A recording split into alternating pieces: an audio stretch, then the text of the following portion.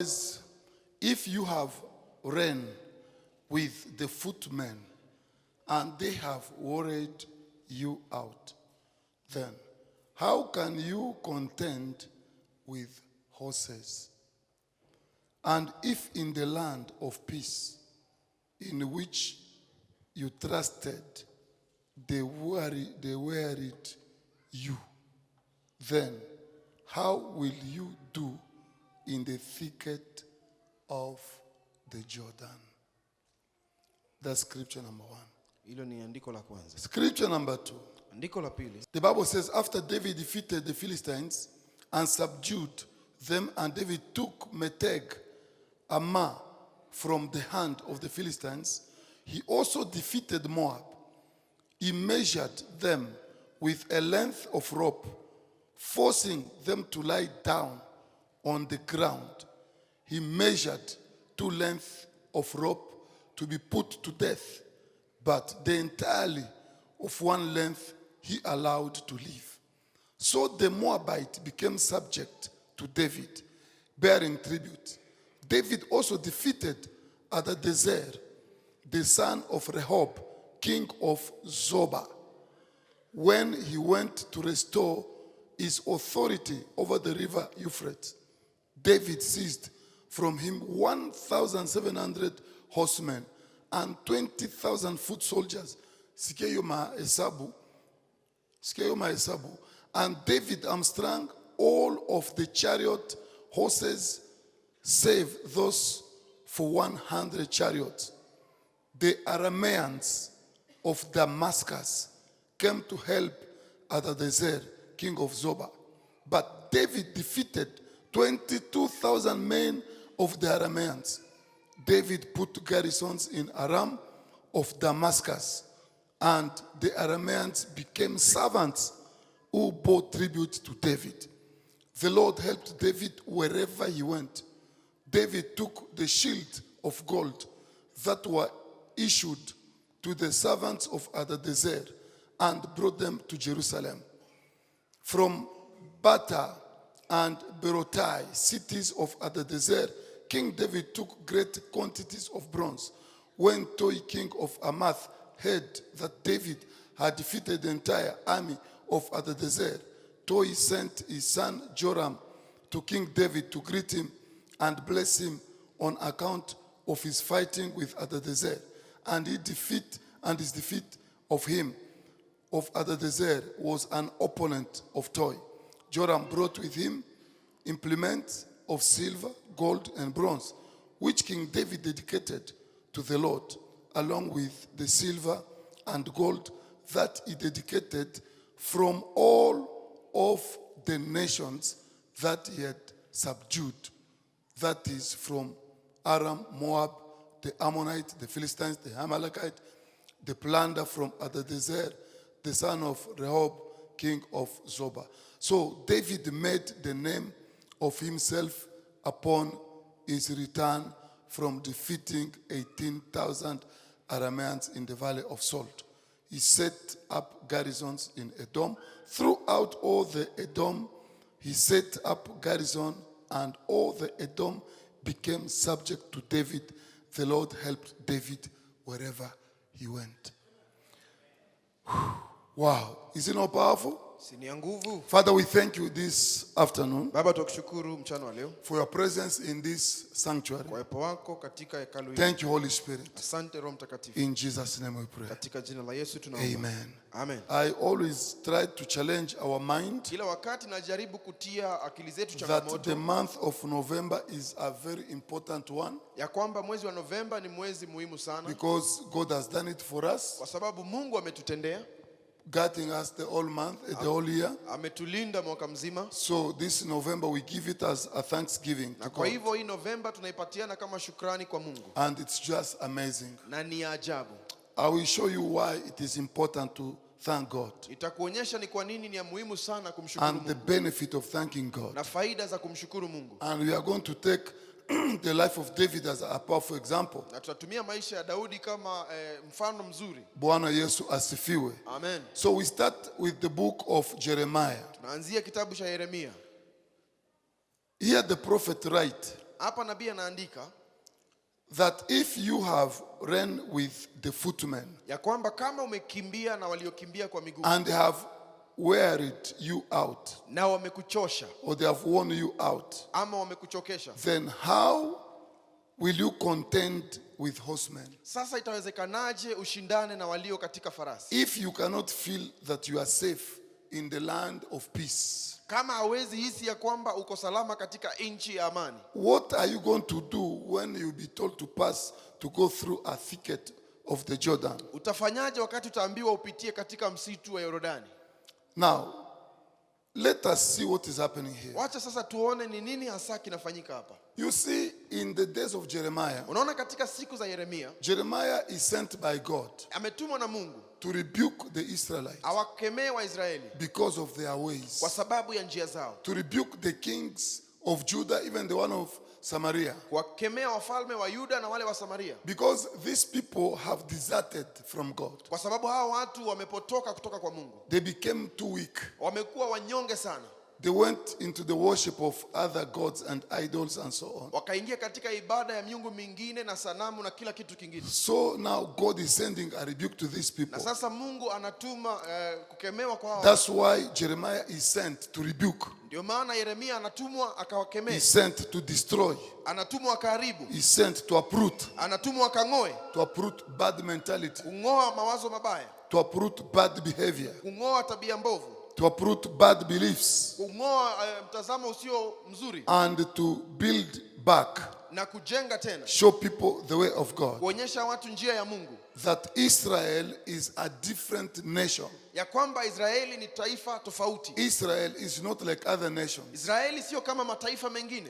God gave birth to Israel Mungu alizaa Israeli by calling Abraham. kwa kumuita Ibrahimu, Said, leave your country, akasema toka kwenye nchi yako, leave your people, achana na watu wako, go where I'm going to send you. enda nitakapokutuma. I want to create a nation, Nataka nitengeneze taifa, powerful nation, taifa la nguvu that will bear my name. ambalo litashikilia jina langu. Through Israel, Kupitia Israeli the nations shall come to know the God of Israel. mataifa watakuja kumjua Mungu wa Israeli. So Israel was a different nation, totally different one. Kwa hivyo Israeli ilikuwa taifa ya kitofauti kabisa. The Israelites were not supposed to live like other people. Wana wa Israeli hawakupaswa kuishi kama watu wengine. They were people who were set aside by Walikuwa God. watu ambao wametengwa na Mungu. They were not to compare with other people Hawakukuwa wafananishwe na watu wengine, because they belonged to God kwa sababu walikuwa ni mali ya Mungu and God alone. na Mungu peke yake. Now, running with people on foot, Sasa ukikimbia na watu walio kama it means running with mere men, ordinary men. inamaanisha kukimbia na watu wa kawaida.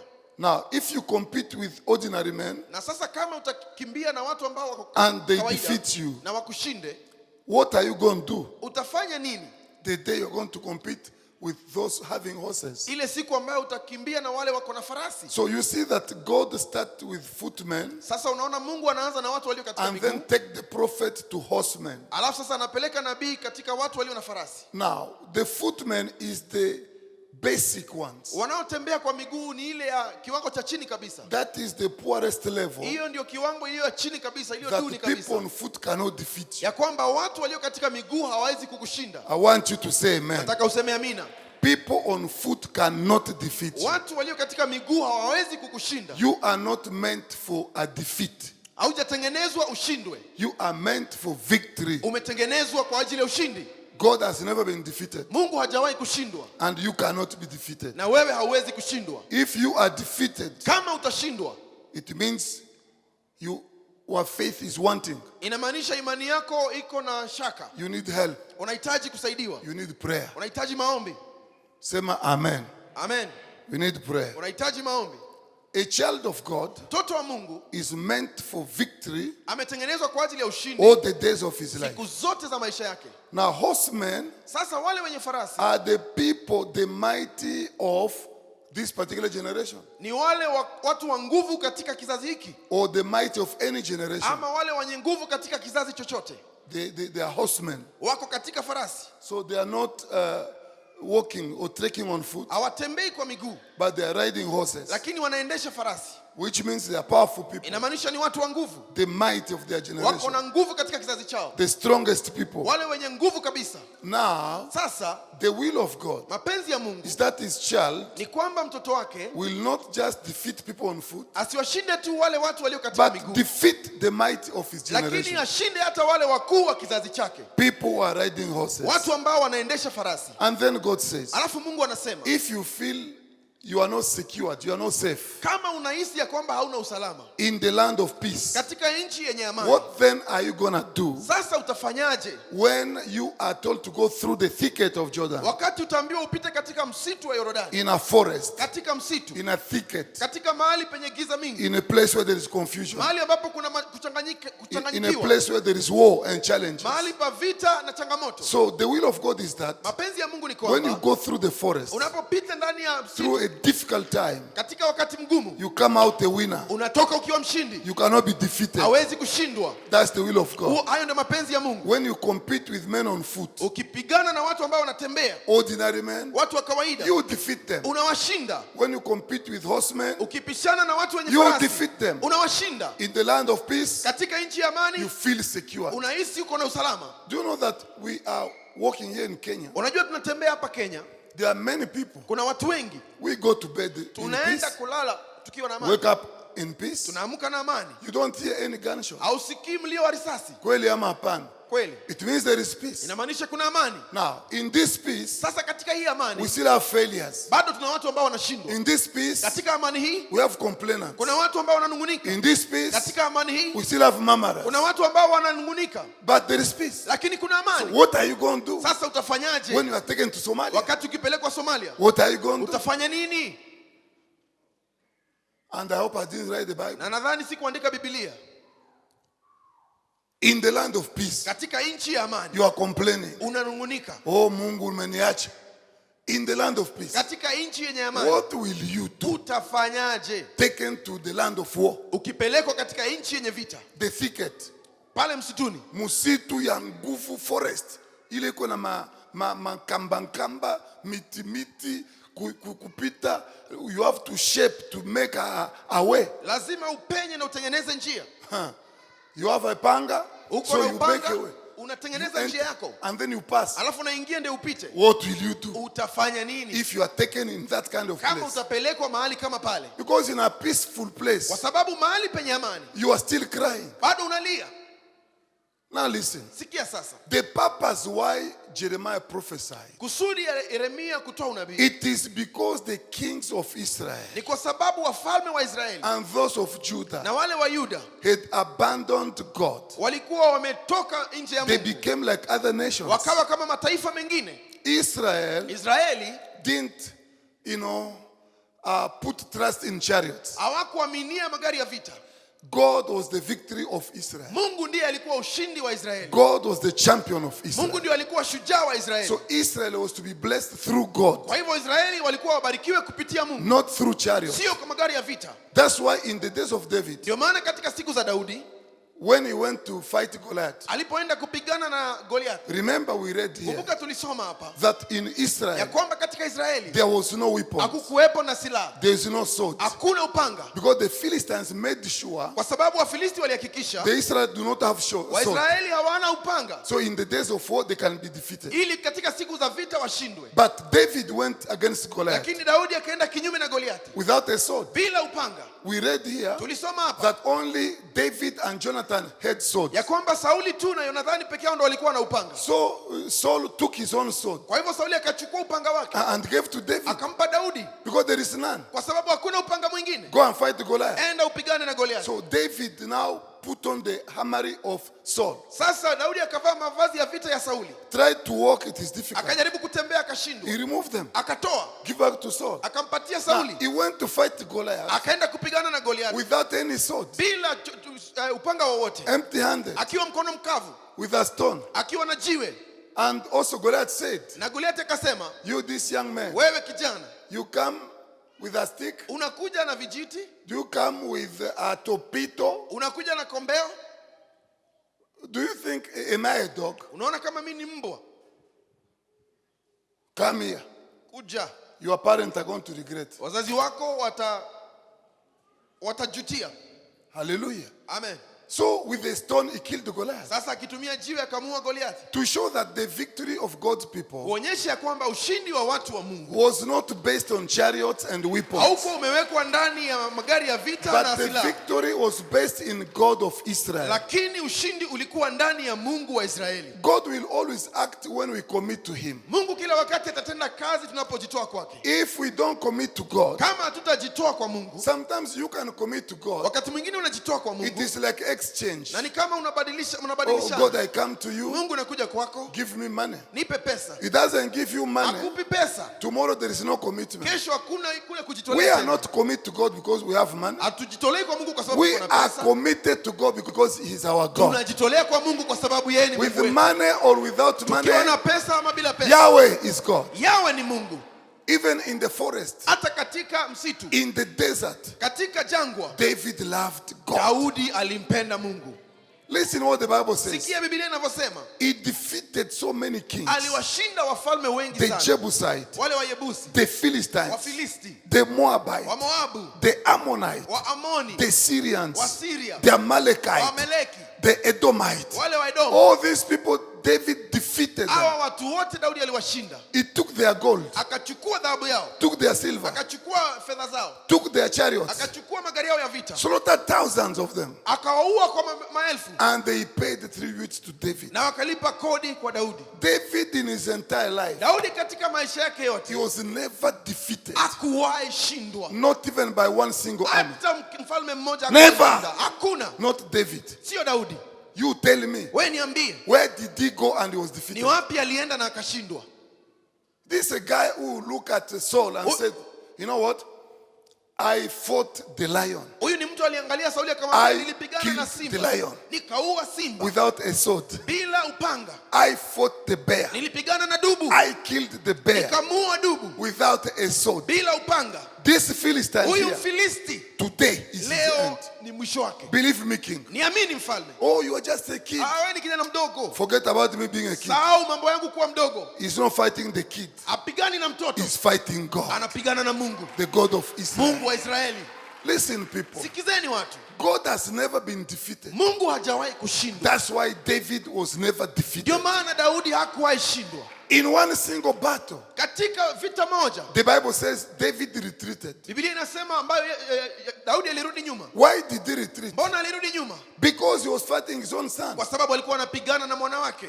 When Absalom came, Wakati Absalom alikuja, David looked at him. Daudi akamwangalia, This is my blood.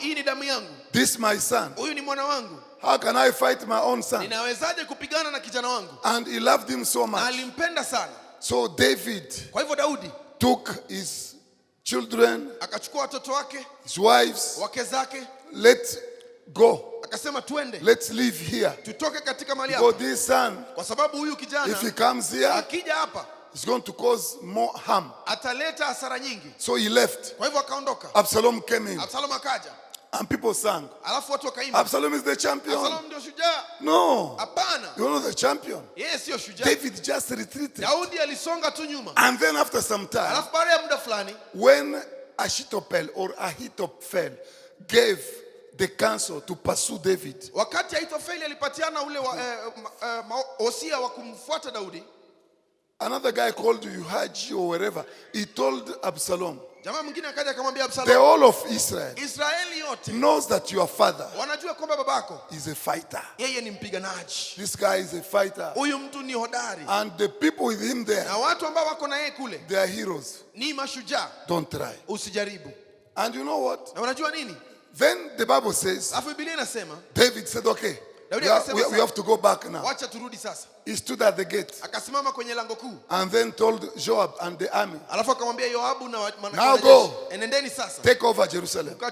mkauteke nyara Yerusalemu, But lakini slowly, polepole, with that son, kwa sababu yule kijana Absalom, slowly. huyo Absalom mpeleke polepole. He knew that Absalom is nothing. He's Alijua Absalom si kitu. mtu mwenye anaangushaka Goliati. Sasa Absalom ni nini? Absalom hajawahi kudefeat hata kuku. Sasa hata defeat na Daud.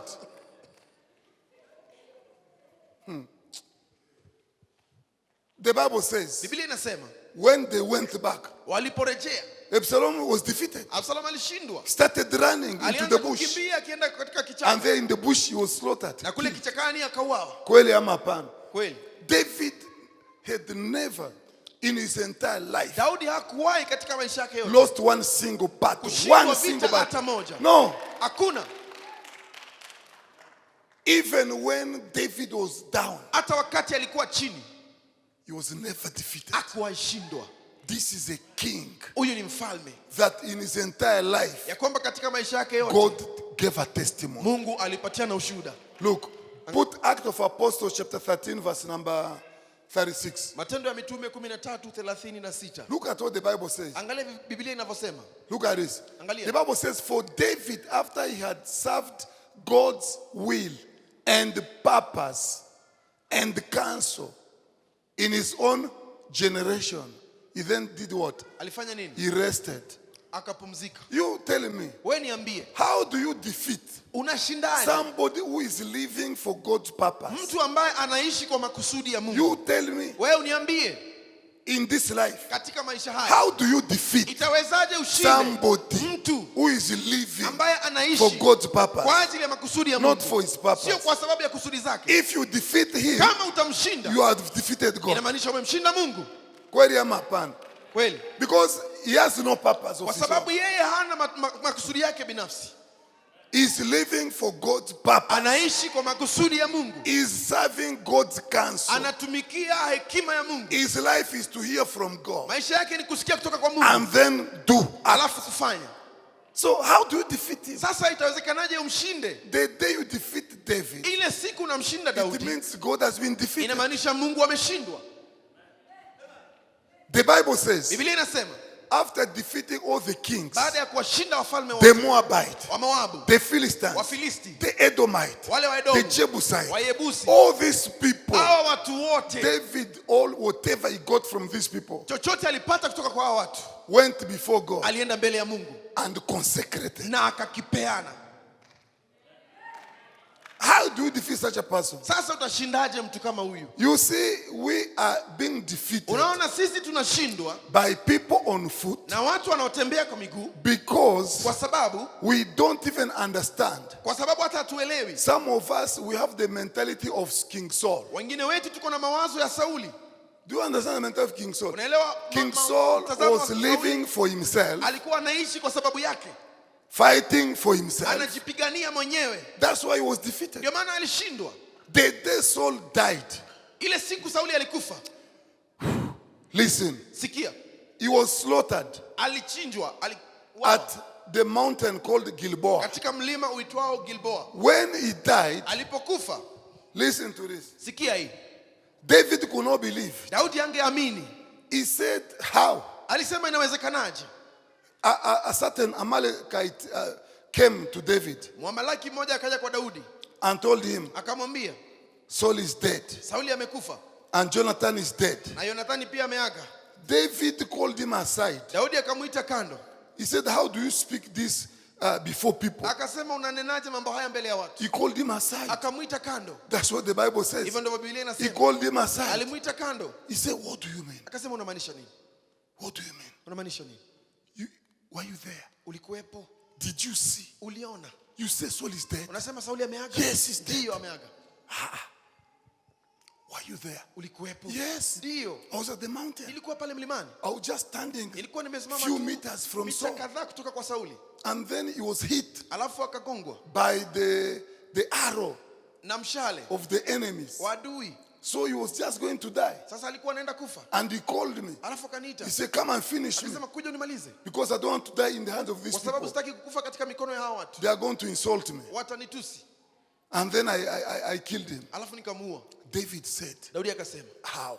inawezekanaje? How could you? Ulifanyaje hivyo? You can't even fear. Hawezi hata ogopa. That man was anointed. Huyu mtu alikuwa amepakwa mafuta. And you kill the anointed man of Na wewe God. ukaua mpaka ni wa mafuta wa Mungu. Woo! Zambe na mikali kali na moto. So to David, Kwa hivyo kwa Daudi it is impossible. haiwezekani Dying with anointing. kufa na upako. Impossible. Haiwezekani. You are anointed Wewe umepakwa mafuta for victory. kwa ajili ya ushindi. Anointed. Umepakwa mafuta. Listen, Sikia. the Bible says, Biblia inasema, listen to this. sikia hii. 2 Samuel chapter 1, Samueli wa pili mlango wa kwanza, verse number 17. mstari wa 17. Listen to this. Sikia hii. And David lamented with this lamentation over Saul and Jonathan his son. And he said, he should be taught to the people of Judah, behold, it is written in the book of Jasher, he said, your glory, O Israel, is slain on your high places.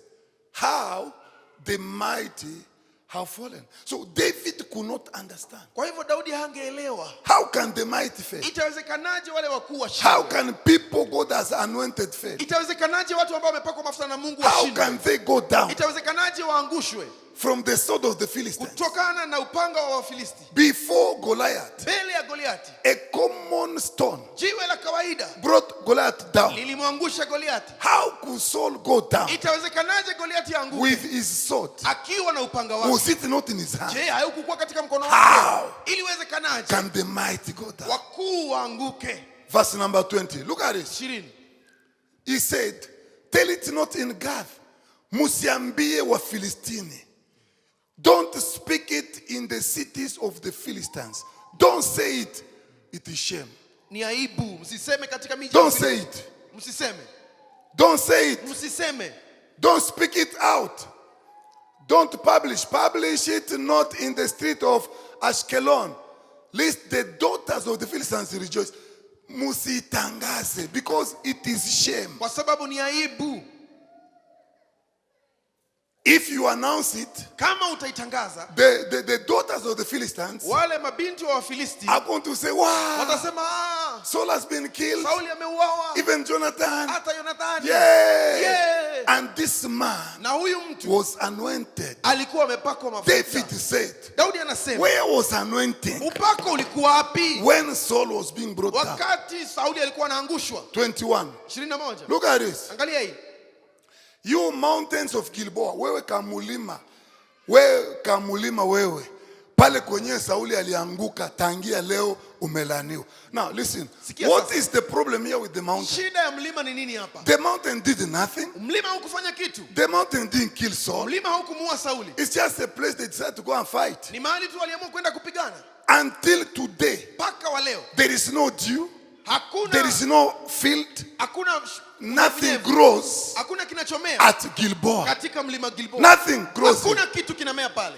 Bwana asifiwe. Amen. Because it is impossible. Kwa sababu It haiwezekani. is unspeakable, Hawezi hata ukajaribu kuzungumzia. unbelievable Haiwezi aminika that an anointed ya person kwamba mtu aliyepakwa mafuta could be destroyed ataharibiwa at the mountain of Gilboa katika mlima wa by Gilboa the Philistines. na Wafilisti. Then David said, Alafu Daudi anasema, even offerings will never come out of you, Gilboa.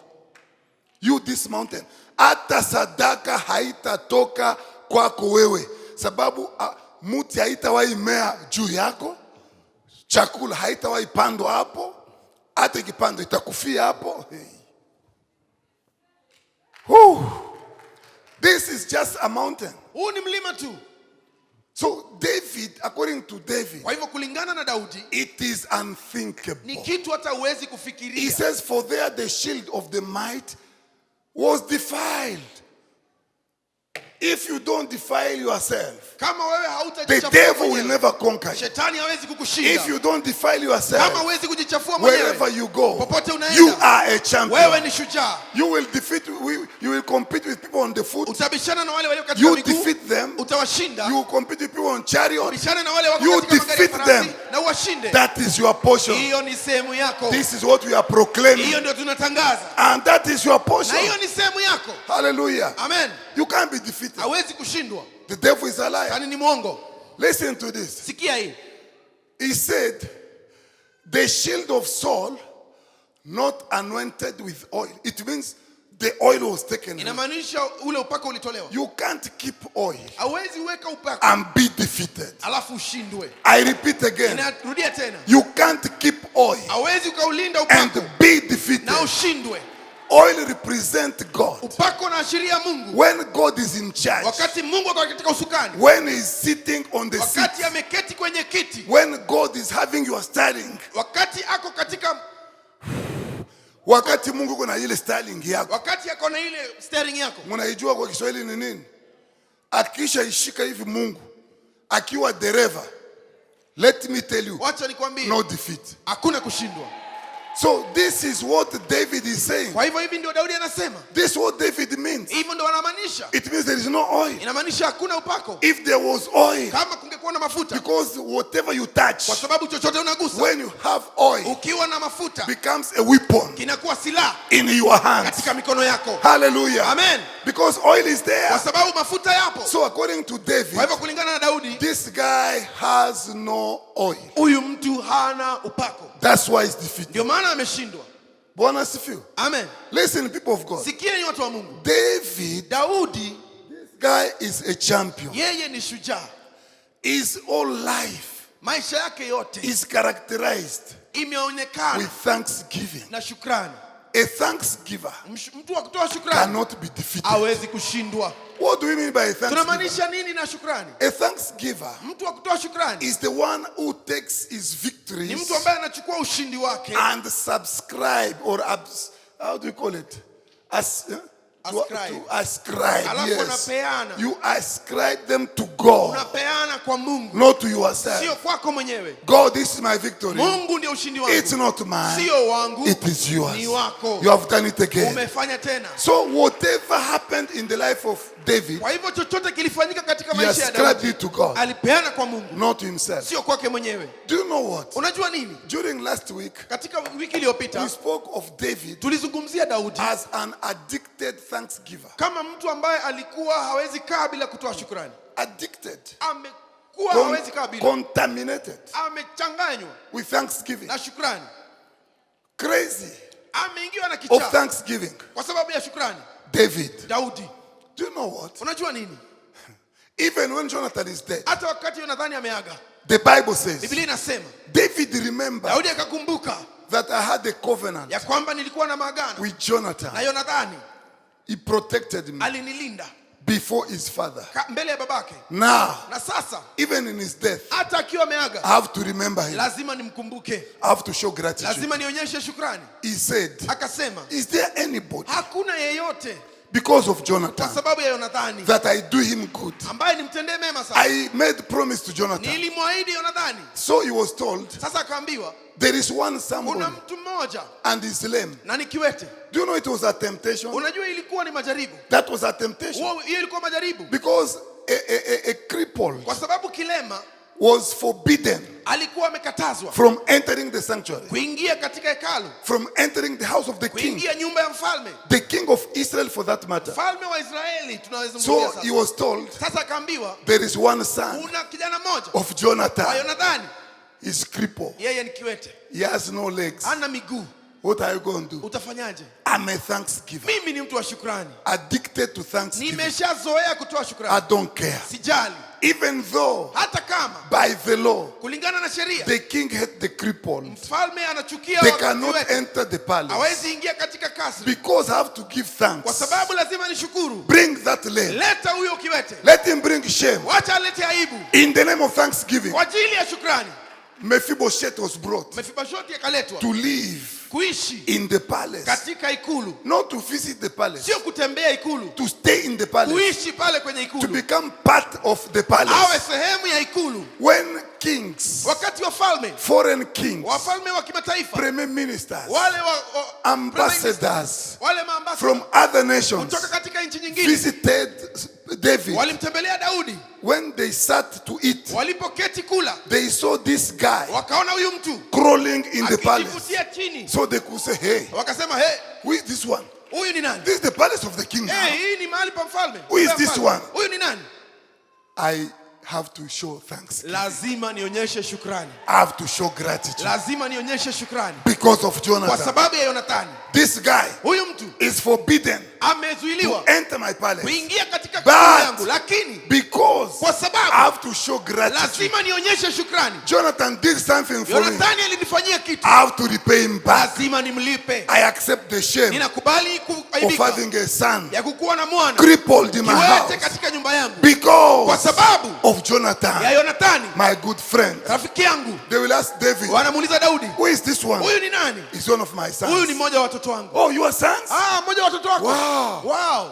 Hey, Hey, a crippled kiwete in the house? katika nyumba. He said yes, Anasema ndiyo because of Jonathan. kwa sababu ya Yonathani. David, Daudi addicted thanksgiver. alikuwa hawezi kaa bila kutoa shukrani. Addicted thanksgiver. Alikuwa hawezi kaa bila kutoa shukrani. Sold to thanksgiving. Akiwa na kichaa cha shukrani. Contaminated Amechanganywa with na thanksgiving. shukrani.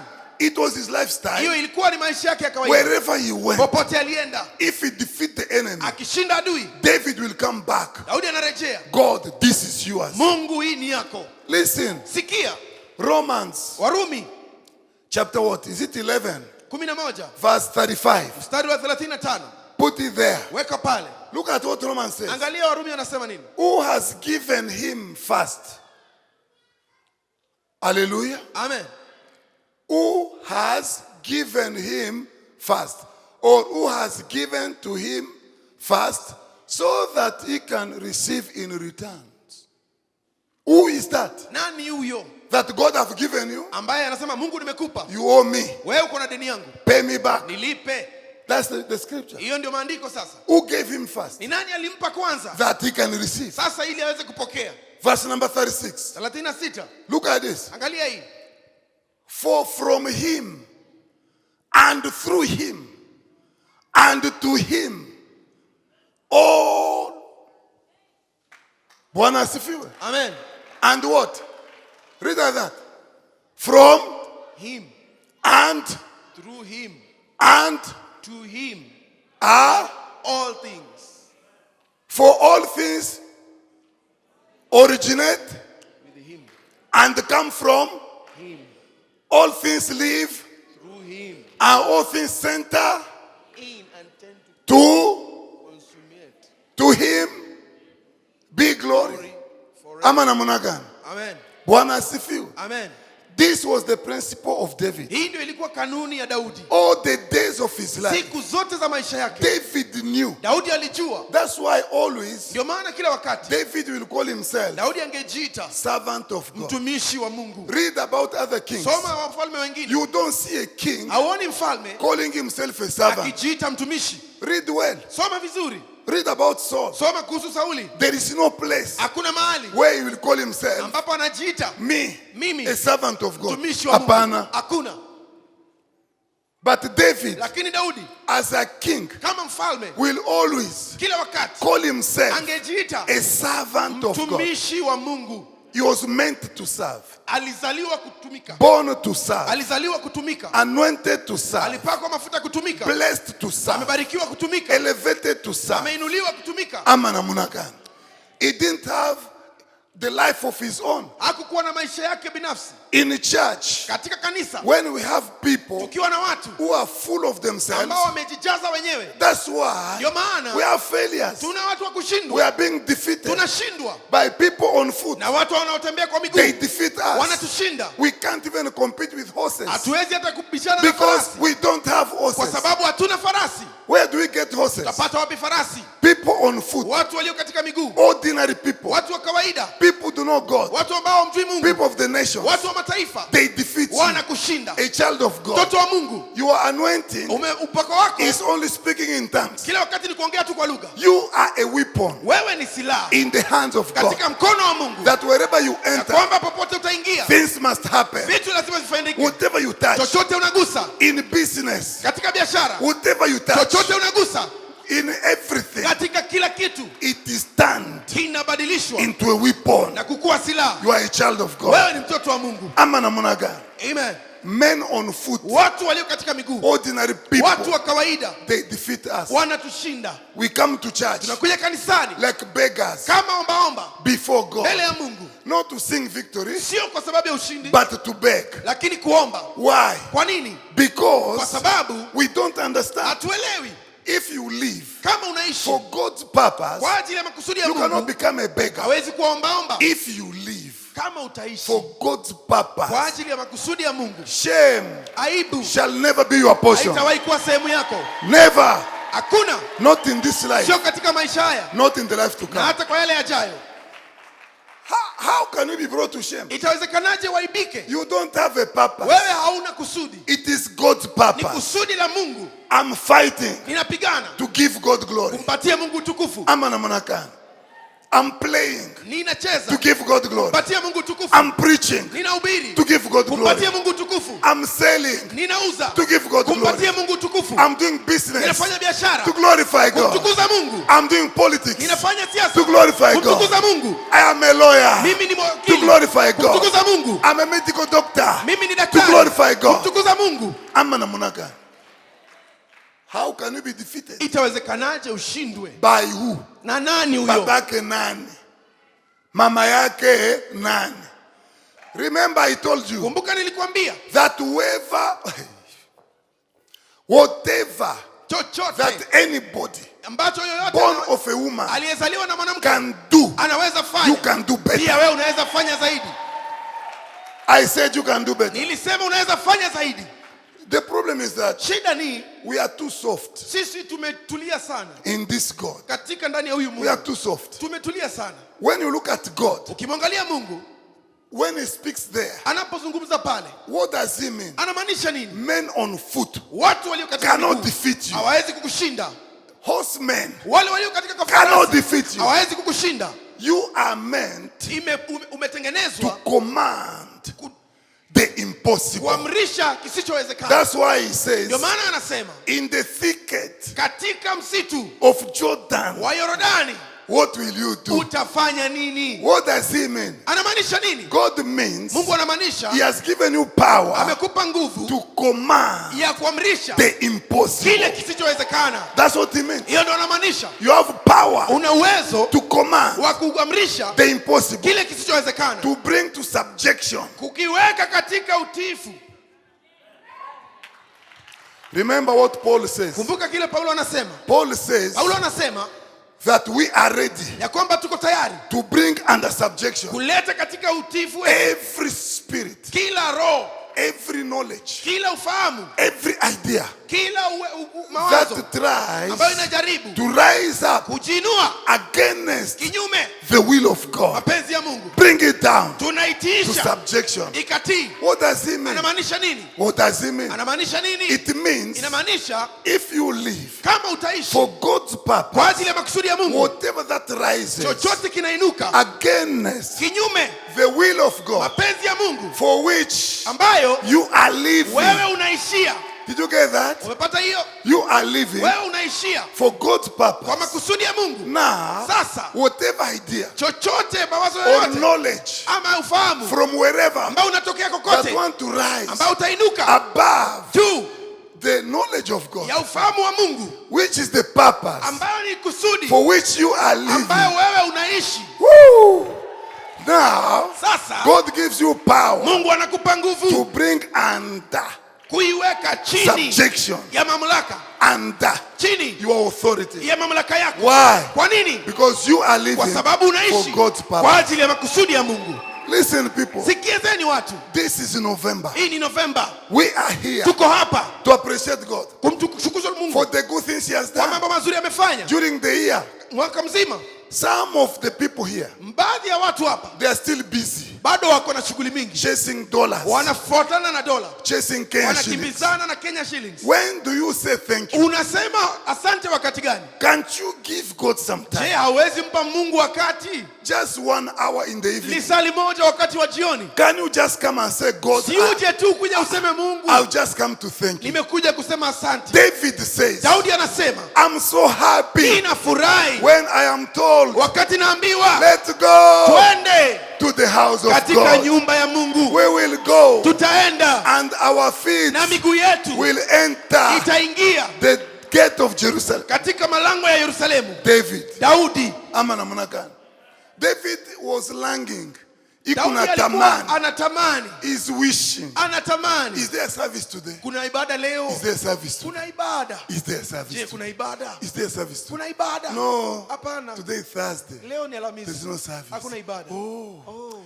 Is there a service today? Kuna ibada leo? No. Hapana. Today is Sunday. Leo ni Jumapili. Is there a service today? Kuna ibada leo? Yes. Ndio. There is service. Kuna ibada. David says, Daudi anasema, I was happy nilifurahi when I'm told nilipoambiwa there is service. kuna ibada. Let's go Twende to the house of katika God. nyumba ya Mungu. And then he says, Alafu we anasema will go tutaenda and our feet na miguu yetu will enter itaingia pale kwenye milango. kwenye milango. That is David. Huyo ni Daudi. That is why Ndio maana in his life katika maisha he was yake never defeated. hakuwahi shindwa. You tell me, Wewe niambie, ni nani waliandika kumuhusu kwamba yeye kisha kutumikia mapenzi ya Mungu? Ni Abraham, ni Musa ama ni nani? David. Daudi. David. Daudi. If you go into the life of Moses, Ukiangalia maisha ya Musa, sometimes you find him complaining. wakati mwingine unapata akinung'unika. Oh God, now you see. Mungu sasa unaona, Did I give birth to all these men? mimi sikuzaa watu wote. Huh?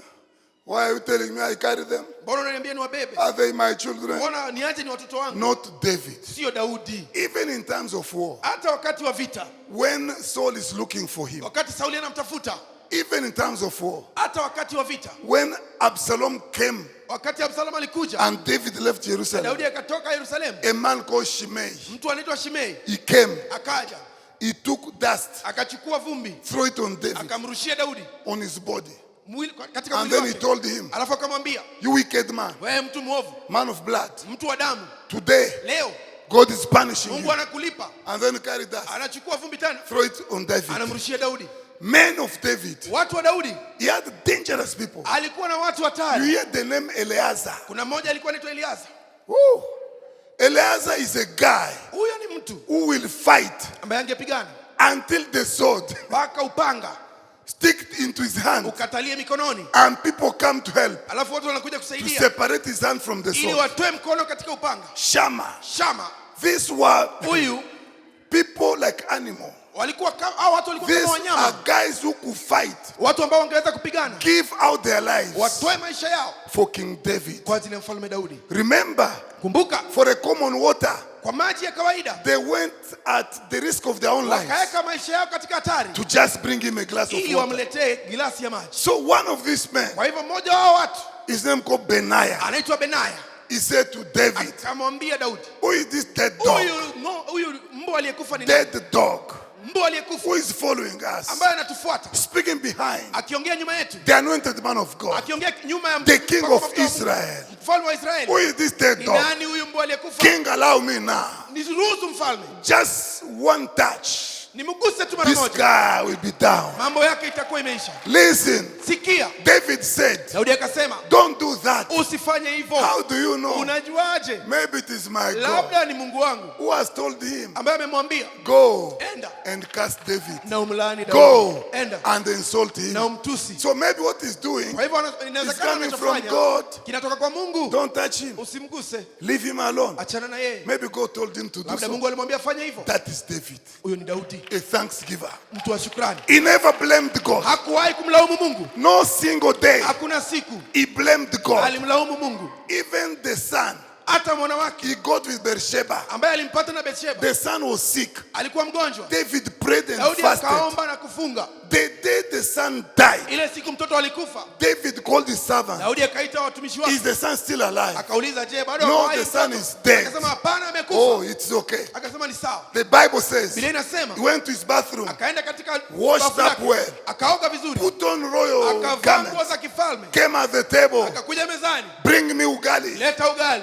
bring nyama choma. leta nyama choma, I want to eat. nataka kula. The Bible says Biblia inasema his servant came. watumishi wake Said, wakaja, King, what do you mean? akasema mfalme, unamaanisha When this boy was sick, wakati mtoto alikuwa you could mgonjwa not eat or drink. haungekula chochote, Now that he's dead, sasa ameaga, you wash your face, unaosha uso wako, take shower, unaoga vizuri, come at the table, unakuja mezani, you start eating. unaanza kula. What do you mean? Unamaanisha nini? The king said, Mfalme akasema, when he was sick, alipokuwa mgonjwa, I prayed to God. niliomba Mungu, I believed ninaamini God will have mercy on me Mungu atanihurumia and heal my son. na apone mtoto wangu. But now, as that God had decided Lakini sasa kwamba Mungu ameamua the other way, hiyo namna nyingine, why should I lament? nifanye nini? Nilie kwa nini? Glorify be Tukuza, his name. tukufu kwa jina lake. Wow. Amen. That's David, Huyo ni Daudi an addicted thanksgiver. ambaye ako na kichaa kwa ajili ya shukrani. Stand up on your feet. Simama kwa miguu yako. An addicted thanksgiver. Mtu mwenye kichaa kwa sababu ya shukrani. Somebody who lived to glorify Mtu God. ambaye aliishi kumtukuza Mungu. Somebody who lived in his entire life Mtu aliyeishi maisha yake yote to glorify God kumtukuza Mungu for God's purposes. kwa ajili ya makusudi ya Mungu. Church, listen. Kanisa sikia, Nobody hakuna mtu lives for God's ambaye anaishi purposes kwa makusudi ya Mungu and is brought to shame. alafu anashindwa. Nobody Hakuna mtu lives for God's purposes anaishi kwa makusudi ya Mungu end up in defeat. anaishia kushindwa. Never. Haitawahi tokea. People Watu who live for God, ambao wanamwishia Mungu even at their death, hata katika kifo chao, at their death. katika kifo chao. I want to conclude here. Nataka kumalizia hapa. First Chronicles Mambo ya Nyakati chapter ya kwanza, 29. 29. Start from number 10. Look at this. Therefore, David blessed the Lord in the presence of all the assembly. And David said, blessed are you, O Lord, the God of Israel, our Father, forever and ever. 11. Yours, O Lord, is the greatness and the power and the glory and the victory and the majesty. For all that is in the heavens and in the earth is yours. Yours is the kingdom, O Lord, and you are exalted as head above all. Verse number 12. 12. Both riches and honor come from you, and you rule over all. In your hand are power and might, and in your hand it is to make great and to give strength to all. Number 13. 13. And now we thank you, our God, and praise your glorious name. Whoa, whoa, whoa, whoa, whoa, whoa, whoa. Wow. Hallelujah. That is David. Huyo ni Daudi. Here Hapa is in his last days. ako katika siku zake za mwisho. He's now about to go Tayari kuenda sasa, home. kuenda nyumbani. And this is what he can say. Na hivi ndivyo anavyosema. Hakukufa kwa nyumba ya mchawi. He did not die in a witch's house. Angesema, oh my God, Mungu wetu, majesty is yours. Utukufu, Greatness comes from you. ukuu unatoka kwako. The heaven is yours. Mbingu ni yako. The earth is yours. Dunia ni yako. Our God, Mungu wetu, we thank you. tunakushukuru. Lift up your hands. Inua mikono yako. Speak to God. Ongea na Mungu. Be a thanksgiver. Uwe mtu wa shukrani. Speak to God. Ongea na Mungu. Be a thanksgiver. Uwe mtu wa shukrani. Be a thanksgiver. Uwe mtu wa shukrani. Your weapons Silaha zako will never fall hazitawahi shindwa. at Mount Gilboa. Pale Gilboa. Be a thanksgiver. Uwe mtu wa shukrani. Be a thanksgiver. Uwe mtu wa shukrani. You never turn back Hautawahi rudi nyuma before your enemies. mbele ya adui yako. Be a thanksgiver Uwe mtu wa shukrani because God is faithful. kwa sababu Mungu ni Be mwaminifu. a thanksgiver. Uwe mtu wa shukrani. God created heaven and earth. Mungu aliumba mbingu na nchi. Be a thanksgiver. Uwe mtu wa shukrani. Everything comes from God. Kila kitu kinatoka kwa Mungu. Be a Uwe thanksgiver. mtu wa shukrani. God causes prosperity. Mungu anasababisha Be a ufanisi. thanksgiver. Uwe mtu wa shukrani. God is a peace giver. Mungu ndio anapeana Be a amani. thanksgiver. Uwe mtu wa shukrani. God will make you a Mungu champion. atakufanya shujaa. Be a Uwe mtu thanksgiver. wa shukrani. God will make you a winner. Mungu atakufanya mshindi. Be a Uwe thanksgiver. mtu wa shukrani. Be a Uwe mtu thanksgiver. wa shukrani. Be a Uwe mtu wa thanksgiver. shukrani. You never be defeated. Hautawahi shindwa. Father, we thank you. Baba tukushukuru. Father, we thank you. Baba tukushukuru. Today is a wonderful day. Leo ni siku ya ajabu. We glorify you, Tunakutukuza. God of the Bible, Mungu wa Biblia. God of Abraham, Mungu wa Ibrahimu. God of Isaac, Mungu wa Isaka. God of Israel, Mungu wa Israeli, we come before you tunakuja kwako with our hearts na mioyo yetu full of gratitude ikiwa imejawa shukrani. as we reflect in David. Tunapofikiria kuhusu Daudi, Even in times of trouble, hata wakati wa shida he glorified you. alikutukuza. He never lamented. Hakuwahi lalamika, He never murmured. hakuwahi nungunika. Even when insulted, Hata alipotusiwa he glorified alikutukuza your holy name. jina lako takatifu. Cause, oh God, Kwa these sababu your Mungu, people sababisha hao watu to wako become thanksgivers. wawe watu wa shukrani. Bless this church. Bariki hili kanisa. My God, bless this church. Mungu wangu, bariki hili kanisa. Cause this church to move forward. Sababisha hili kanisa lisonge mbele. Cause these people to flourish. Sababisha hao watu wafanikiwe. Cause these people to move forward. Sababisha hao watu wasonge mbele. In the name of Jesus. Katika jina la Yesu. Make these people Wafanye hao watu a weapon silaha to save, kuokoa, to rescue kukomboa this generation hiki kizazi to your glory, oh kwa God. utukufu wako, I Mungu. bless your Na people. ubariki watu wako. I rebuke every sickness. Ninakemea kila magonjwa. I rebuke every evil plans of the Ninakemea enemy kila mpango mwovu wa shetani in their lives. In the name katika of maisha yao, Jesus, katika jina la Yesu. I cover them Ninawafunika with the blood of na Jesus. damu ya Yesu. I bless their families. Ninabariki familia zao. I bless their marriages. Ninabariki ndoa zao. Whatever they touch, Chochote wataguza, cause to flourish. wacha kikafanikiwe In the name of Jesus. katika jina la Yesu. Wherever they go, Popote wataenda, give them favor wape kibali, to be accepted wakubalike by you and by men. na wewe na watu na Put them wanadamu. in command. Waeke katika usukani. Put them in command. Waweke katika usukani. We thank you, mighty God. Tunakushukuru Mungu mkuu. In Jesus' name we pray. Katika jina la Yesu Can we say amen? Amen. For your